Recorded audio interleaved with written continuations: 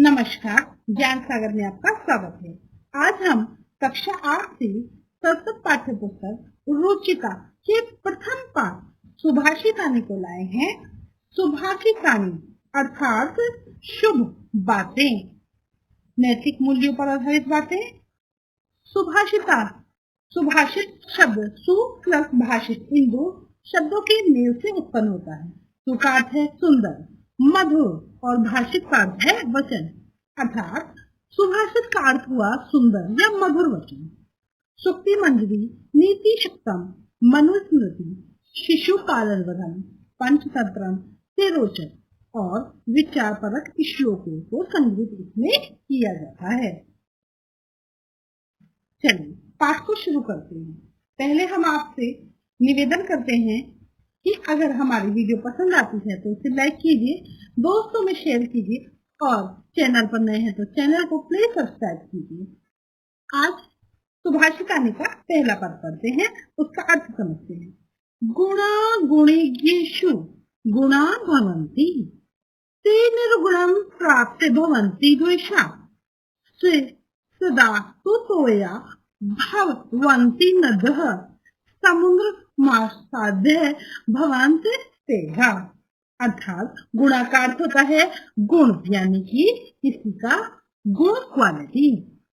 भवंती होती है, निर्गुणम निर्गुण, दोषा अवगुण, और नद कहते हैं नदी को, ते वे, सु स्वादिष्ट अर्थात स्वादिष्ट जल वाली।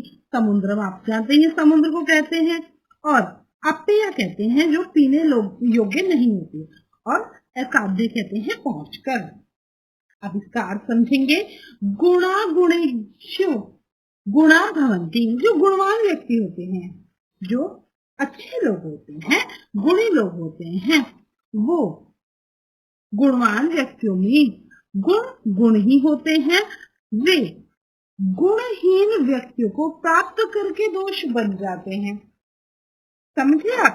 गुणवान व्यक्तियों में जो गुण होते हैं वो गुण ही होते हैं, यानी अच्छाई होती है। अगर अच्छों में मिलेंगे तो अच्छाई ही रहेगी। गुणहीन व्यक्तियों को प्राप्त करके वह दोष हो जाते हैं। निर्गुण प्राप्त भवन्ति, यानी गुण भी निर्गुण हो जाते हैं, दोष युक्त हो जाते हैं।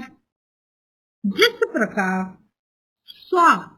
सुस्वादिष्ट, जिस प्रकार नदियां स्वादिष्ट जल से तो युक्त होती हैं, जब वो पर्वत से निकलती हैं। प्रभावती नदी जो है वो जब निकलती हैं तो बहुत स्वादिष्ट जल से युक्त होती हैं, पर्वतों से निकलते हुए, और बहुत मधुर उनका और स्वादिष्ट उनका जल होता है। लेकिन जब वो समुद्र में पहुंच जाती है तो समुद्र में मिलकर उनका जल भी ऐसे ही दोष रहित हो जाता है, दोष युक्त हो जाता है, माफ कीजिए, दोष युक्त हो जाता है, दोष से भर जाता है, अर्थात वो भी पीने योग्य नहीं रहता है। यानी जल अपने आप में नदियों का तो स्वादिष्ट होता है, गुणकारी होता है, लेकिन जब वो गंदे जल में मिक्स हो जाता है, मिल जाता है समुद्र में, तो वो पीने योग्य नहीं होता है। इसी प्रकार गुणी व्यक्ति जो अच्छे लोग होते हैं, जब वो सब अच्छाई करते हैं तो अच्छे रहते हैं, लेकिन कुछ गलत लोगों की संगत में आकर कभी कभी उनके गुण दोष में परिवर्तित हो जाते हैं और वो दुख का कारण बनते हैं। अगला पद पढ़ते हैं। साहित्य संकलित कला विहीन, साक्षात पशु पुच्छ विषाणहीन, तृणम खाद निपि जीवनम, तद भाग ध्येय परम पशुनाम।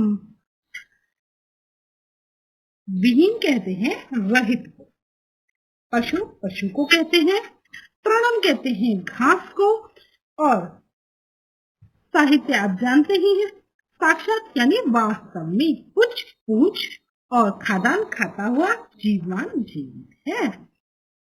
साहित्य के बिना, संगीत के बिना और कला कौशल से शून्य व्यक्ति वास्तव में पूंछ और सींग से रहित पशु है। साहित्य, संगीत कला विहीन, साहित्य के बिना, संगीत के बिना और कला कौशल के बिना अगर कोई व्यक्ति है तो साक्षात पशु, वह तो पशु है। और कैसा पशु है? पुच्छ पाषाणहीन, जिसके पास पूंछ नहीं है, जिसके पास सींग नहीं है, लेकिन उसे हम पशु की श्रेणी में डालेंगे। जो साहित्य को पसंद नहीं करता, जो संगीत जिसके जीवन में नहीं है और जो कला से दूर है। प्रणम्य खाद अपि जीवनमान, जीवन कहते हैं जीवित है, वह घास भी नहीं खाता है। घास ना खाते हुए भी वह जीवित है, क्योंकि वह पशु के समान तो है, लेकिन पशु घास खाते हैं, वह घास भी नहीं खाता। यह उन पशुओं का अधिक सौभाग्य है। तब भाग्य देहम परम शुभ, तो ये उन पशुओं का अधिक सौभाग्य है कि कम से कम वह व्यक्ति घास नहीं खाता। अगला और अंतिम पद,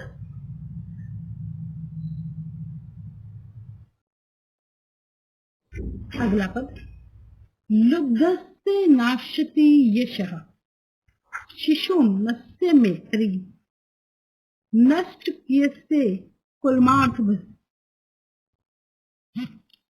लुब्धस्य नाश्यति यश पशुनस्य मैत्री, नष्ट की क्रियस्य कुलमार्थ, परस्य धर्मः, विद्याफलम व्यसनेन कृपणस्य सौख्यम, राज्यम प्रमद सचिवस्य न राजपते। अर्थात